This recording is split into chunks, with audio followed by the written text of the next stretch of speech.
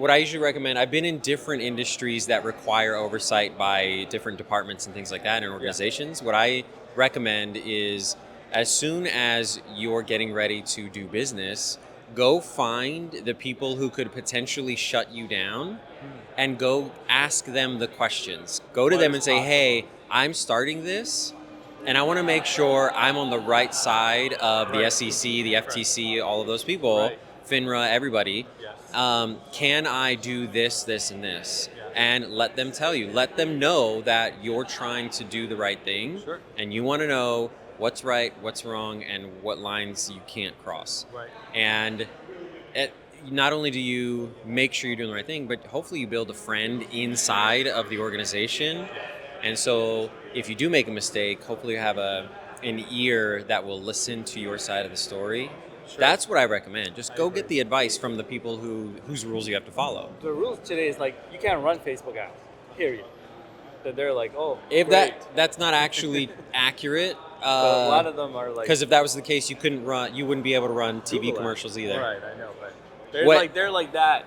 Correct. Closed off. Yes. They're like, sorry, we don't. Which is ironic to me because if you're willing to run television ads for your investment opportunities, then you technically, based on SEC and FTC and FINRA regulations, you are allowed to run advertising on Facebook, on Google, on YouTube. Yeah, it's no different.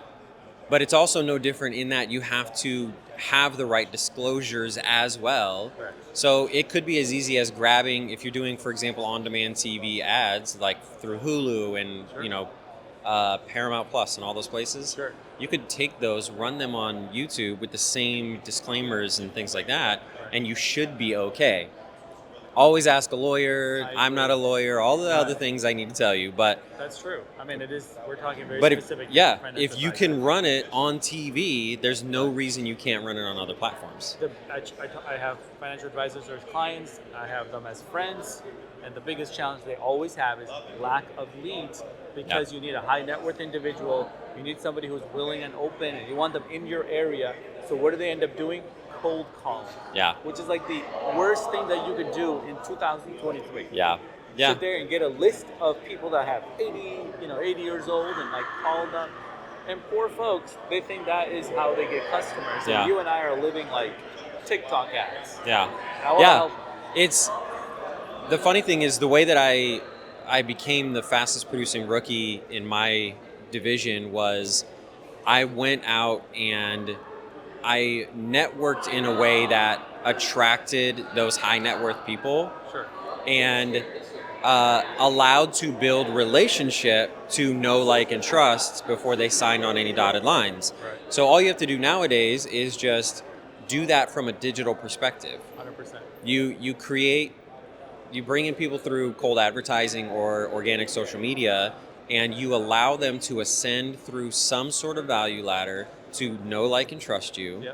And then when they're ready, they will drop, however, if they're your ideal client, they'll ascend properly, and you just give them the ability to ascend in the right way, and your assets under management will naturally grow. Invite them to a virtual seminar. Exactly. Instead of the lunch, and the steak, and the whatever. Correct. Let's do this virtually. Let's talk about the market, what's trending, what's happening. And if you're actually managing assets, you don't have to worry about. There's a lot of people who they're financial advisors and, for example, life insurance salesmen, things like that. If you're not doing the insurance part, you don't have to worry as much about the state regulation because all of that's handled by FINRA on the national level.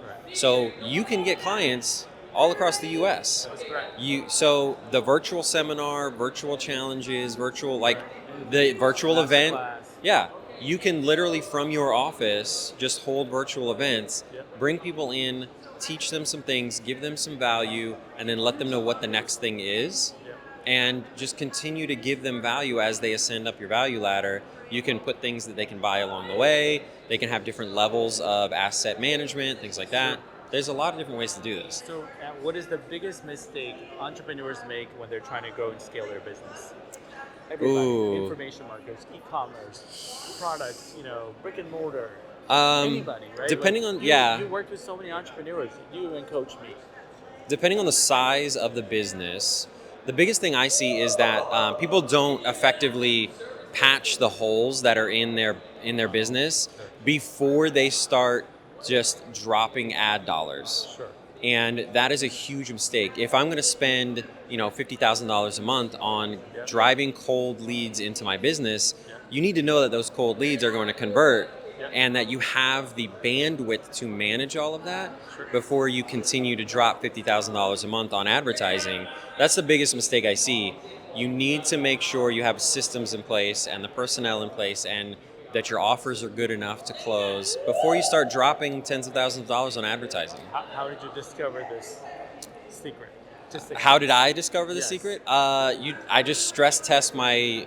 Funnel. Yeah, I made mistakes, Sure. and We I all learned do. from those mistakes, and then I can see. I stress test all of my funnels and my systems, and if you do it at the right pace, Sure. then you learn what's broken, you can patch it, and you understand how to triage your business along the way. Yeah. And a lot of people don't know how to triage their business. They just turn on ads, it doesn't work, and they blame They the want to ads. make it rain. They call me and say, Exactly. "Can you make it rain?" Exactly. And I can make it rain all day long, but if your bucket has holes in it, you're not keeping the rain. That's like true. that's not. It doesn't work that way. What do you recommend they do after they watch this clip? Like, all right, what are some holes I gotta go patch right now? Wow. Depending on the industry, depending on what they're doing, I would really just take a look at what your conversion rates are along. What I have my clients do is I have them look at the decision-making points where a potential client needs to make a decision along the way, from first click all the way through to handing you money. Got it. And one of those is going to be broken or weaker than everything else, and the weakest link is what you want to fix. Got it. So focus on the weakest link, get that thing fixed, and then you can work on the next weakest link and the next weakest link. If you just do that, it helps you not to panic. I agree. Yeah. Why am I making any money back? I dropped Exactly. 10 grand. I didn't get $1. Exactly. They call the ad manager. You're the problem. Yep. Yeah, and the ad manager is usually not the problem. It's usually I can drive traffic to You your sure? offer all day long. That's what everybody else thinks.